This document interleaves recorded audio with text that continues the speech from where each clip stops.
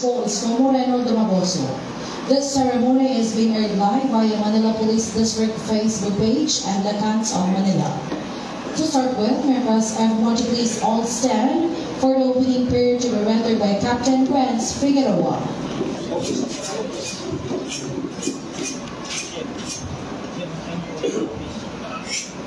The penal sermon. Let us put ourselves in the presence of our Almighty God. Dear Heavenly Father, we come before you today with hearts of gratitude and hope as we gather here today for the outtaking of our newly adopted MPD Lacans. We thank you for this day and we ask for your guidance and blessing in this significant moment. Lord, we pray for our leaders that you will grant them wisdom, discernment, and strength to lead us with integrity, compassion, and justice. May they always seek your will and make decisions that honor you and benefit all people. Lord, we also ask for your protection and provision. Shield us from harm, both within and from external forces. Strengthen us, provide for those in need, and guide us in building a society. In all this we pray. Amen. Please be seated. And now, ladies and gentlemen, we will proceed with the acknowledgement per class. Please stand to be recognized. The pride of Sandigan Class 994, we have Lacan Adler Dizon. Palakpakan po natin, si Sir. Patubay Class of 1995, we have Lacan Raul Takaka. Tagapay Class of 1996, Lacan Rodrigo Roy Jr. And of course, we have the Kapanani Class of 1997, Lacan Emil Tumibay, Lacan Jason Aguilon, and Lacan Robert Araw, and Lacan Orlando Mirando. Thank you very much, sirs. And of course, the Kapanani Class of 1998, we have Lacan Gerson Visayas, sir. Magilas Class of 2000, Lacan Samuel Paborita, Lacan Damaso Burgos, Lacan Abdullah Abdurrahman, and Lacan Abdullah. Bukodiwa Class of 2001, please stand, marami-rami po sila. Lacan Quijano, Lacan Yagi, Lacan Rico Hermoso, Lacan Caramoan, Lacan Siga, Lacan Vinas, and Lacan Nacional. We have also Signal Laya Class of 2002, Lacan Paul J. Doles, and Lacan Harry Lawrence III. At syempre, hindi magpapawala ang ating esteemed honorary members, tatayo po tayo, Lacan Dendegal, Lacan Harugo, and Lacan Ronald Jr. Ang ating future mayor ng Sorsogon. Ayan.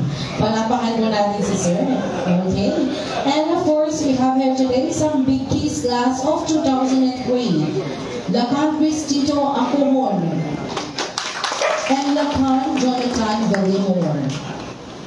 And tagapagsanggalang class of 2004, we have Lacan Roberto Mupas. Barangay class of 2005, Lacan Jose Joey Arandia. Bagsay Lahi class of 2006, Lacan Fabros, Lacan Gutierrez, Lacan Villawak, and Lacan Chapulete. Thank you, sirs. Kaisang BC class 2009, Lacan Florida, and Lacan Solas. Argentine po si Lacan de Leon and Lacan Olivares of class 2009. Class 2006, Mabigkas, Lacan Ernesto Etorne. Okay, tayo po ang 2011, 2012, and 2013. Andyan po sila. Okay, palakpakan po natin sila. Okay, and of course, we have 2014, 2015, and 2016 classes. Andyan po. Okay. Thank you very much, sirs. And we will now proceed. Okay. And of course, ang pinakamatagal pong nagsilbing District Director ng Manila Police District, palakpakan po natin, we have General Lacan Pedro Bulao.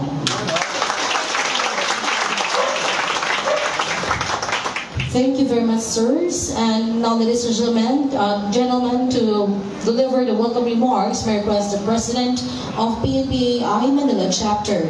Please all welcome Lakan John Kawigyagi, sir.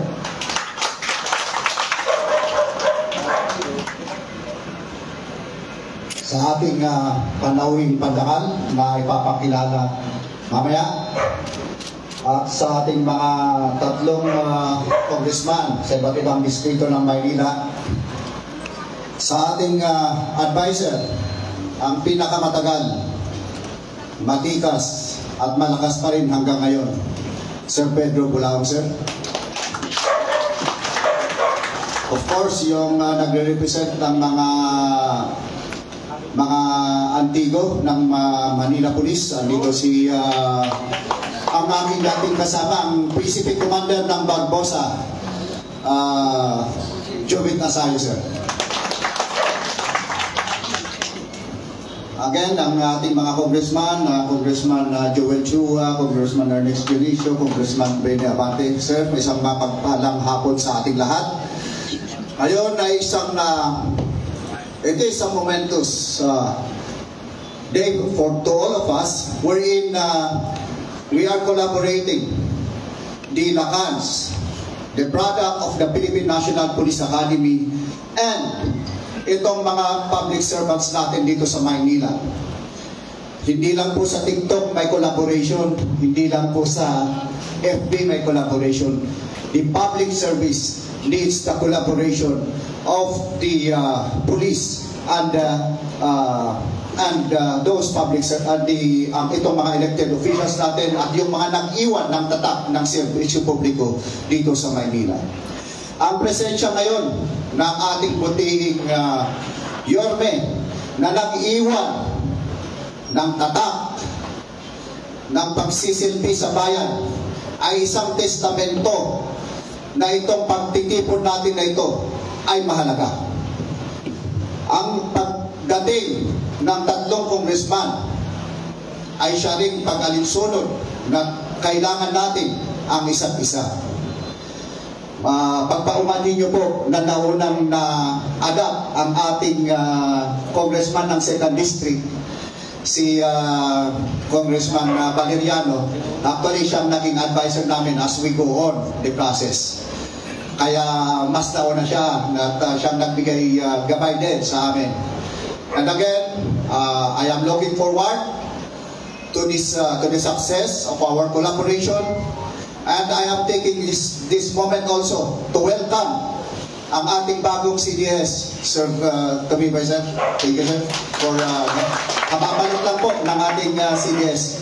And again, to the LACANs, to our guest of honor, to the congressman which will be adopted later, isang mapagpalang hapon po sa ating lahat. Thank you very much for the warm welcome. And now, ladies and gentlemen, we will have the reading of resolution of newly adopted members for special adoption. With this, we request Lakan Jauregui Lorenzo III, the Vice President of PNPA Manila Chapter, sir. Yes, sir. Good afternoon, sir. So, Philippine National Police Academy Alumni Association Incorporated, Manila Police District Chapter, Resolution number 23-04, adoption of Honorable Francisco M. Domagoso and 3 others as adopted members of PNPA Manila Chapter. Citation reads, whereas the PNPA Manila Police District Chapter is a non-stock, non-profit entity that has been duly organized and in existence as a juridical corporation.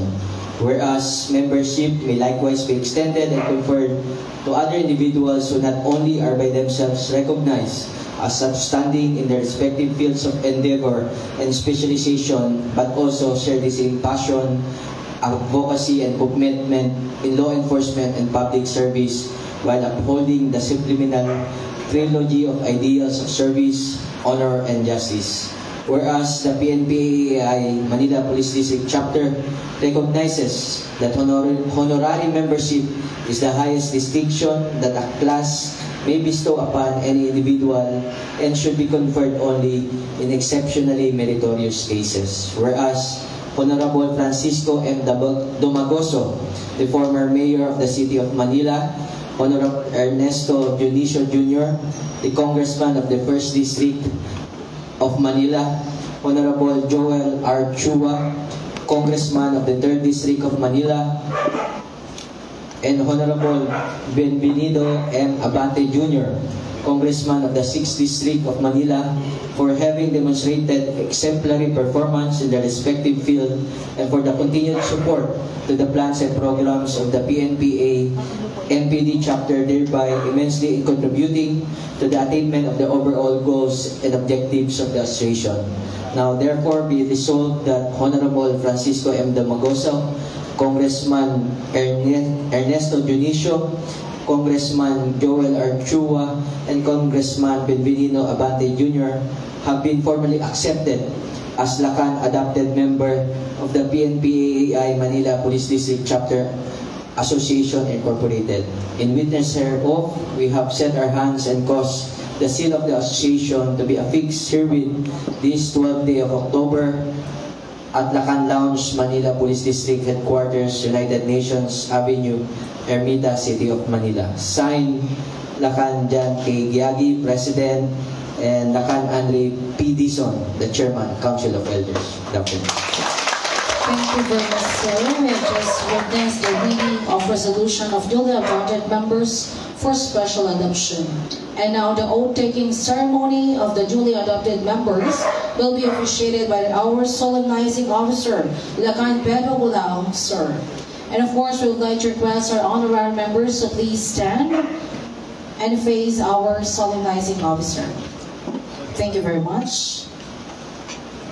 In sequence, we have Honorable Francisco Damagoso, Honorable Ernesto Junicio Jr., Honorable Joel R. Chua, and Honorable Benvenido M. Abante Jr. Being the oldest of all the Lacans present here, I have the honor to administer the oath of our newly adopted honorary members of the MPD Lacan Chapter Incorporated. Please raise your right hand and follow after me. I state your name. Having been admitted as Lacan adopted member of the Philippine National Police Academy Alumni Association Incorporated,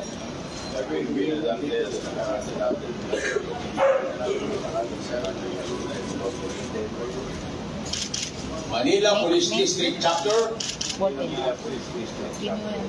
do solemnly swear to abide by and uphold the ideals and purposes of this association, to perform my duties and responsibilities to the best of my abilities, without fear or favor, with the aim and view of furthering the mission of this organization,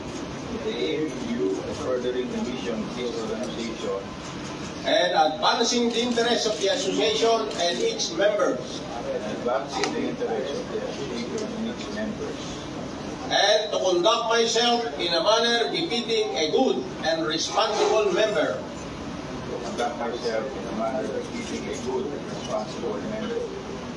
To bring honor, prestige, and service to the association, and that I take this pledge without mental reservation or purpose of evasion.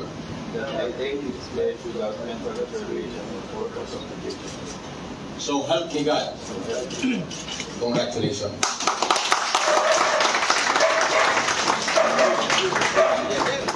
Congratulations to our newly adopted members of PNPAI.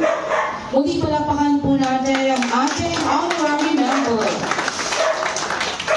Thank you, and please be seated.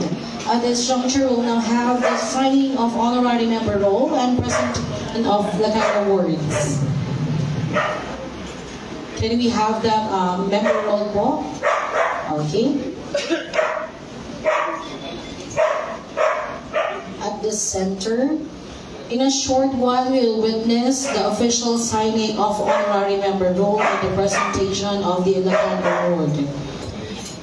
And of course, the first to sign in our member roll is Honorable Francisco Isko Moreno Dumagoso.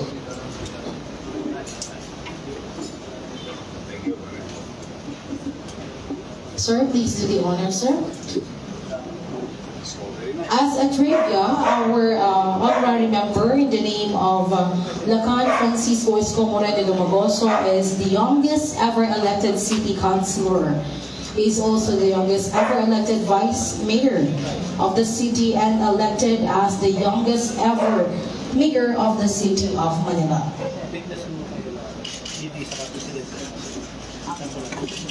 We would like to request our Lacan Andre Dizon and of course Lacan Pedro Bulaong to witness the signing of the member roll. Please, and of course the officers of PNPAI Manila chapter.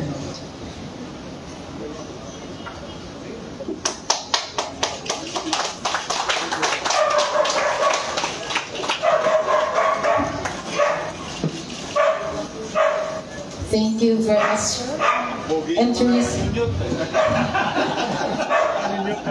Thank you very much po sa ating friends ng media. And of course, to present the adopted award, ayan po, to receive the Lacan Adopted Award in Lacan Francisco Isko Moreno Dumagoso. Citation reads, for having demonstrated exemplary performance in respective fields and for the continued support to the plans and programs of PNPAI Manila chapter, thereby immensely contributing to the attainment of the overall goals and objective of the association.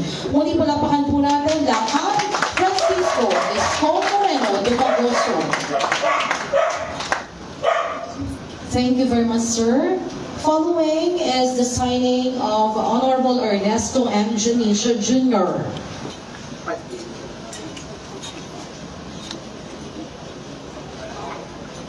To be witnessed by Lacan Pedro Bulaong, Lacan Andre Dizon, and the officers of PNPAI Manila chapter. Honorable Ernesto M. Junicio Jr. is the representative of the 1st District of Manila. He is better known as Ernix. Ayan. Photo ops po. Thank you very much. And of course, to receive the Lacan Award, Adopted Lacan Award, is Honorable Ernesto M. Junicio, being presented by the PNPAI Manila chapter.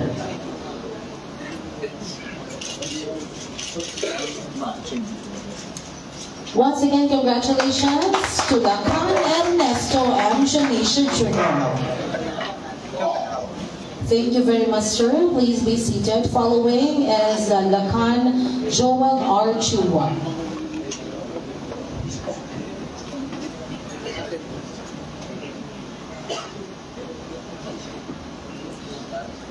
Lacan Joel R. Chua is the representative of 3rd District of Manila. Better known as abogado ng distrito. And now, Lacan Joel Chua is receiving the Adopted Lacan Award being presented by the PNPAI Manila chapter. Congratulations and thank you very much, Lacan Joel R. Chua. Thank you, sir. And finally, last but definitely not least, to sign in the member roll is Honorable Bienvenido M. Abante Jr., the representative of the 6th District of Manila, known as Benny and known for his values training for SK to make a bagong Pilipinas a reality.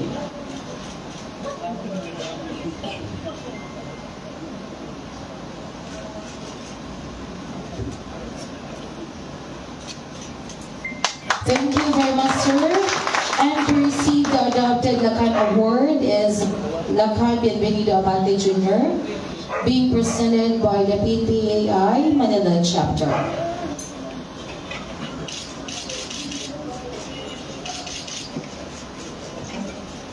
Thank you very much, sir. May request ako po, magsabay-sabay po hawak ang ating Adopted Lacan Award, sir. For the photo ops na lang po. Thank you very much po. Muli palakpakan po natin ang ating mga honorary members.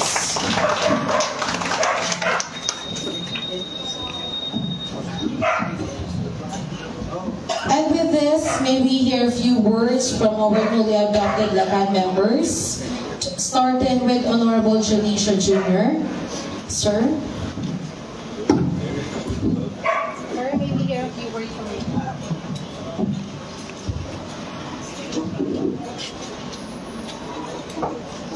Isa pong magandang hapon sa inyo lahat. Unang-una sa aking boss at nag-iisa natin Yorme, palakpakan naman si Yorme, Isko, Moreno, Roberto. At ang aking mga kasamang Congressman Joel Chua, Congressman Benny Abante, siyempre sa ating Didi, si General Dizon, General Bulaong, andito yung aking distrito, Colonel Asayo, at sa ating po mga miyembro ng Lacan at mga media, isa pong malaking karangalan na maimbita as honorary member. Asahan niyo po na yung batang earnings na congressman ng District 1, ngayong kasama na po ng Lacan, lagi na po kung susuporta sa samahan ng Lacan. Kaya muli po, isa pong magandang hapon sa ating lahat at isa pong malaking karangalan. Thank you very much. Thank you very much for your message. Lacan Ernesto M. Janisha Jr., Representative 1st District of Manila. Following is the message of Representative 3rd District of Manila, Honorable Joel R. Chua. Sir. Okay na, sir. Patapos na. Photo ops na lang, sir. Hawakan nila Sa mamaya amin yung... pong boss, si Yorme Isko Wala na pala Moreno, sila. Picture na lang mamaya, sir. ang boss ng aming partido. For table ba, sir? Sa For table. akin po mga kasama, mga kolekto po sa Punta sila Kongreso, sa si table Congressman one. Benny Abante, pinaka-senior po sa amin. Okay. Hindi po siya ang pinakamatanda.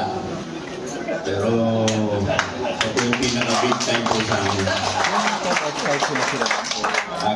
Sa amin pinakabata naman, si Congressman Alex Dionisio, sa atin pong District Director, nandito po, sa atin pong dating District Director, si Sir Vic Bulaong, si General Dizon, at sa lahat po ng mga miyembro ng Lacan.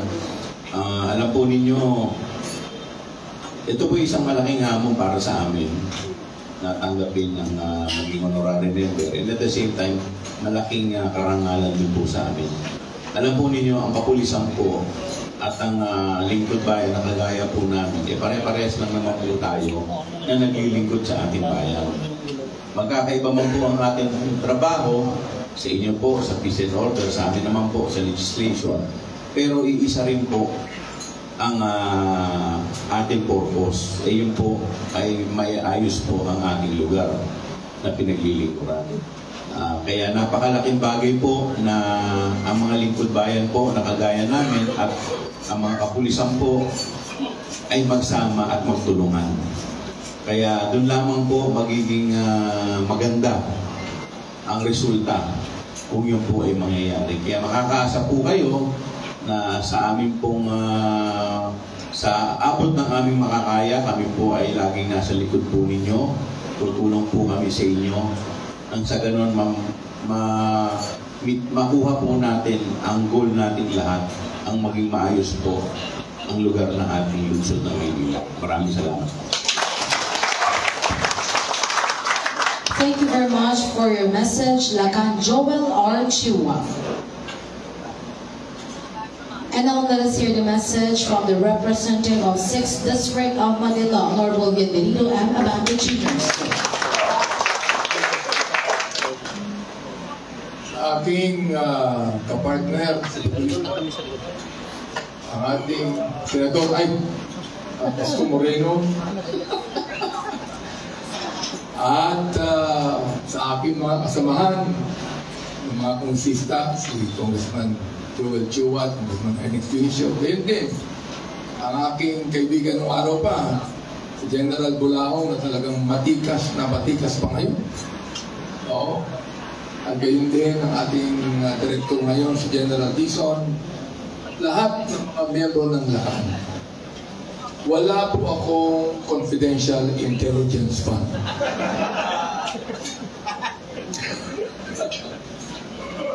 Dapat ay binibigay na ho sa pulis yan. Oo, sapagkat kailangan nyo yan. Diba? Bilang regalo ko po sa inyong mga graduate ng PNPA, 10 ng aking mga kasamaang kongresista, ako po ay magpa-file na ng fiscal autonomy para sa PNPA. Hindi naman magaling sa Philippine National Police ang pondo ng PNPA, tulad po ng PMA. Ay dapat magkaroon po ng sariling pondo yan na galing sa DBM, mga kaibigan. Yan, galing po sa inyo. At gayon din, pinaganda po natin yung mga ating 3 station doon sa 6th District of Manila. Makikita nyo, pupuntahan nyo, napakalaki na at napakaganda ng Station 6, Station 8, at Station 10. In fact, ako nagpapasalamat sa aking kaibigan, si Mayor Sco Moreno, sapagat kung panahon niya, hiniling ko kung pwedeng magamit na namin yung palengke hindi ginagamit doon. Pumayag siya. Kaya ngayon po, yung palengke ron sa Station 10 na hindi na ginagamit, ngayon po ay Police Station 10 na yan, mga kaibigan. Kaya napakita na. Sapagat ako naniniwala ko na kung sino dapat ang magkaroon ng respeto at karangalan ay ang ating mga kapulisan.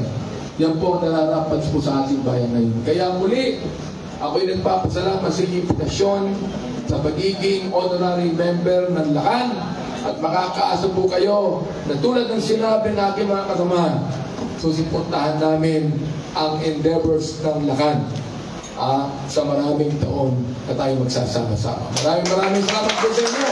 Maraming kayo na ating Panginoon. Thank you very much, Lacan Bienvenido M. Abante Jr. And of course, ladies and gentlemen, we would like to have this opportunity to acknowledge the presence of tagapagtanggol class of 1986, General Romulo Sapitula, ang Police Maynila. Thank you for coming here and good afternoon. And nandito po si Colonel Nelson Yabut. Ayan po. Palakpakan po natin si Sir. Isa rin pong Police Maynila. Andito rin po si Mr. Fergie Sandoval, sir. Please stand to be recognized. Ayun, sige po. Okay, thank you very much, sirs. To continue with our program for today, to introduce to us our guest of honor and speaker, we request the District Director of Manila Police District, Police Brigadier General Andre P. Dizon, sir. Thank you, Ma'am LC. Bago ko po ipakilala ng formal ang ating panahon pandagang na Ministry ng Itbulaga at idol namin ni Sir Rolly Miranda. Nais ko pong pasalamatan at welcome ang ating mga kasamahan niya na bagong members ng Manila Police District Chapter. Dahil pakilala na rin isa-isa yung ating mga membro, mga bisita. So, dadako na po ako sa pagpapakilala ng formal sa ating panahon ng Our guest of honor and speaker started early in politics and became the youngest ever elected city councilor, the youngest ever elected city vice mayor, and the youngest ever elected mayor of the city of Manila. His political career centered on serving his hometown, the city of Manila. He served as the 27th mayor of the city of Manila from 2019 to 2022. Prior to his mayoralty, he was elected vice mayor for 9 years and was already a member of the city council when he was only 23 years old, and finished his 3 terms as city councilor. As well as, despite his humble beginnings, he pursued and nourished his unwavering passions for learning. In 2012, he attended the Executive Education Program at JFK School of Government in Harvard University. A year later, he finished the Emerging Leaders Executive Program in the same university. Furthermore, he completed the Oxford Strategic Leadership Program in said business school at the University of Oxford. He is also a product of the Executive Education Program in the University of the Philippines, National College of Public Administration and Governance. He received his doctoral degree in Humanities and Community Development in Pamantasan ng Lungsod ng Maynila in the year 2014. A fitting recognition for his 18 years of community service while serving Manila as City Councilor and Vice Mayor. With this background, he was appointed by President Rodrigo Roa Duterte as Undersecretary of the Department of Social Welfare and Development. Prior to this, he was also appointed by President Duterte as the Chairman and President of the North Rail Corporation. His governance will forever be remembered by his fellow Manileños for being instrumental in reinvigorating the city of Manila through his beautification and improvement projects of the various landmarks of the city. But more significantly, his love for the sincere and humane handling and management of the COVID-19 pandemic. He implemented the monthly provision of food packs as part of his food security program for all Manileños, regardless of economic status, because he believed that everybody deserved assistance from the government. Manila was the first city to employ the drive-thru vaccination in various areas in Manila and established the Manila COVID-19 Field Hospital at Rizal Park, the first of its kind in the country. Our guest of honor and speaker is quite impressive. That the time we have this afternoon might not be enough to mention all his achievements. So, ladies and gentlemen, it is my great honor and privilege to introduce to you our guest of honor and speaker, former City Mayor, Honorable Francisco Isko Moreno Dumagoso.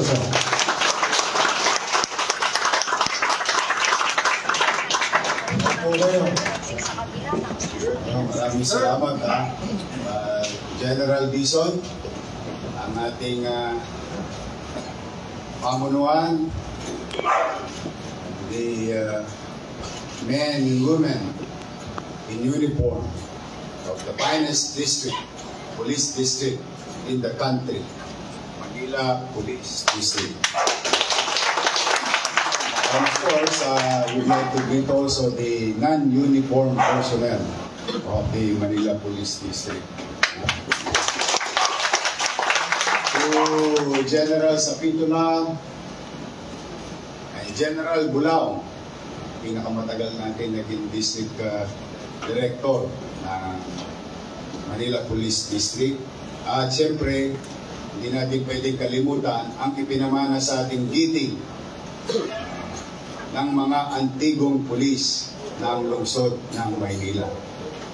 Sila, marami akong natutunan dyan. Noong panahon na ako'y alkalde, kaya yung mga tulongges naglayuan sa Maynila. Modesty aside, I am honored serving with you during the most challenging times of our lives, of our world.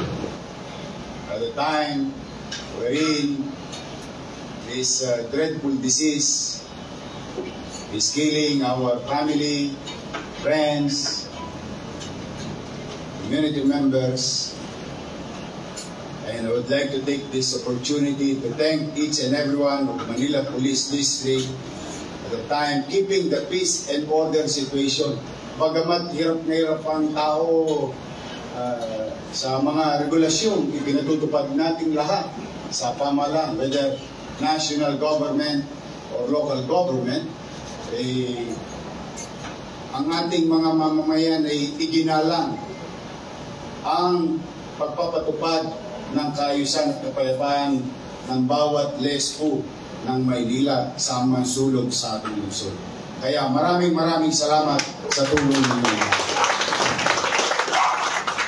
And all the things mentioned a while ago by General Dizon ay hindi naman po yan may sasakatuparan kung wala po ang magigiling nating congressman.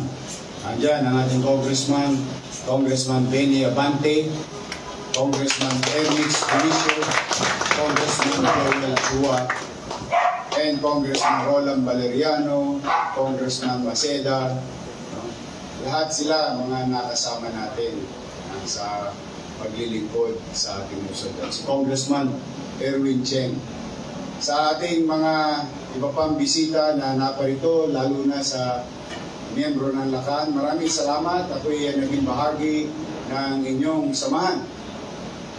In my own little way, I'll try to participate as an ordinary citizen in your undertakings, goals, missions, and visions. Tutulong tayo kahit nandyan lang tayo sa Gedli. At special mention din yung ating tagapagbalita. Ako ito talaga gamit na gamit ng syudad ito. Yung ating mga manyunyot, mga shooter, mga photographer, journalist, MPD Association, mga journalist sa City Hall, dito sa MPD, sila ang katulong naman natin na ipamahagi ang mga tagubilin ng pamahalang lungsod, mga pulisiya ng lungsod para sa kanyang mamamayan. Sila day and night, 24/7. Ako, umulat, bumagyo, may COVID, kasama natin sila. Palakpakan natin ang ating mga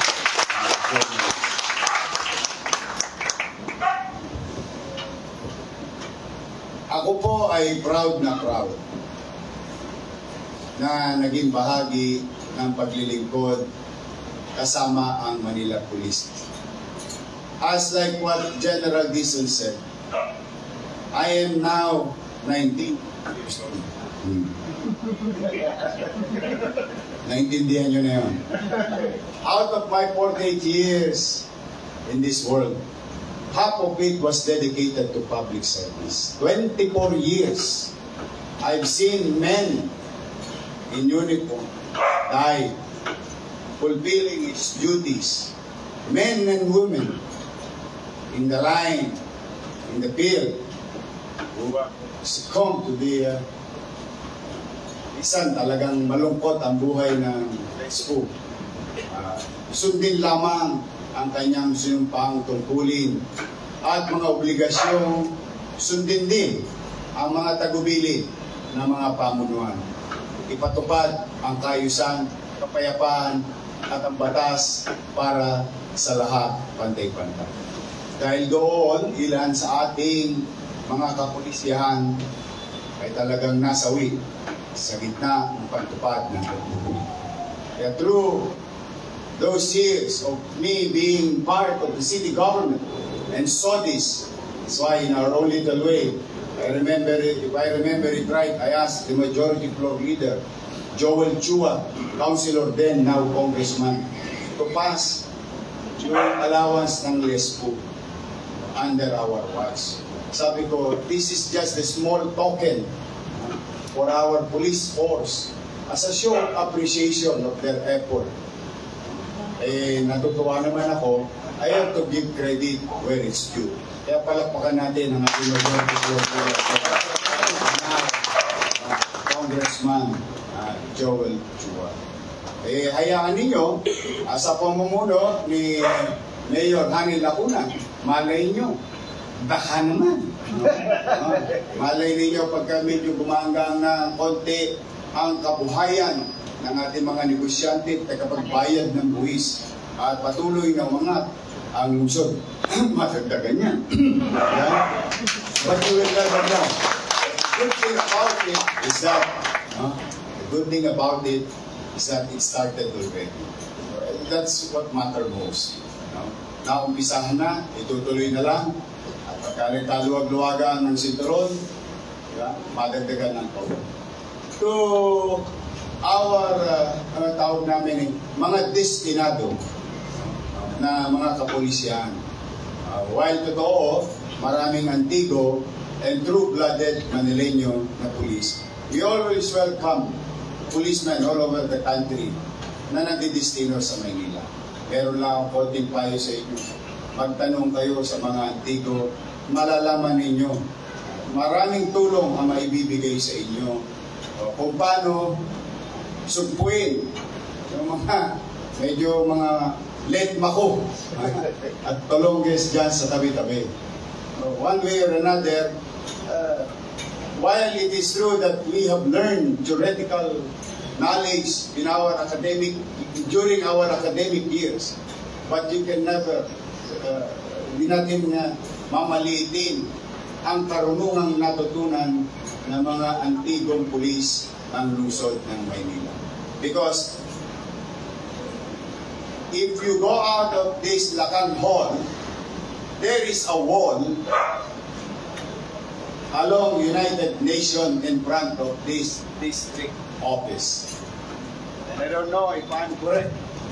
And correct me if I'm wrong. There is written words in that wall that sinabi doon, go, spread the words, tell the passers-by that in this little world, men knew how to die. And that's what Manila Police District became Manila's finest. I have witnessed under my leadership following talagang pinagpilitan ko hanggat maaari makuha nating buhay ang mga kriminal at papanagutin sa mata ng batas, hindi sa batas ng kamay natin. Tinupad yun ng mga pulis. In fact, may mga pulis tayong nasawi sa pagsunod ng high tolerance. Mahuli lang, makalawit lang ang mga tolongges niya. And I'm very proud of them and their family. Kaya sa inyong lahat, mga kapwa-nakan, ako'y taus-pusong nagpapasalamat. And I think speaking today as an ordinary citizen, at ako'y nasa tahanang pinakamasaya, Bulaga. Nag-i-enjoy. But I would like to put it in your heart, in your mind, that I will never forget the time that I have served with you to keep our city peaceful, to keep our city, the people of our city, ang mamamayan makaramdam ng kapanatagan na may balik ang kinang ng mga galyetas sa balikat ng ating pulis na kapag nakita nilang pulis Maynila ay nasunod na sila. Naibalik ang kinang kisig ng isang pulis. And I'm very proud to each and every one of you. And through the leadership of General Dizon, I think this will continue. Ang puli nyo, wala naman pong aasahan ang ating mga mamamayan, kundi tayong mga taong pamahalaan. May kanya-kanya tayong field of undertaking. In the lives of our three congressmen here, they legislate for the betterment of our city and our country. In the lives of the local government unit officials, headed by the mayor, social services, and you, men and non-uniformed personnel of the Manila Police District, the peace and order situation of our city. Kapag tayo'y nagtulong-tulong, pasasaan ba? May awa ang Diyos. Mananatiling mapayapa, progresibo, at maaliwalas ang ating kapitolyo ng bansa.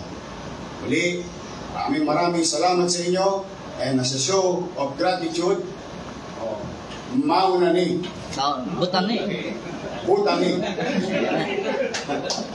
Butani. Siyempre, kapitolyo tayo ng bansa. Angan naman. Ganun-ganun lang. I want to give always pride to every batang Maynila. That kind of pride. Where Manila goes, the country follows. To the Lacan members, the MPD, in our own little way, Congressman Benny, Congressman Ernix, and Congressman Joel Chua, and I, will donate 100,000 pesos for our association. This is just a small token coming from us, your adopted son and brothers in the Lacan. And thank you. It's an honor to be here. I'll never forget this, and I hope I will see you soon somewhere down the road. Maraming salamat sa inyo lahat. Manila, God bless. Thank you very much for your inspiring message and generosity. Lacan Francisco Isko Moreno Dumagoso. With this request, at nagkaabutan na nga po. Ayan, thank you very much. Palapakan po natin muli ang ating Yorme.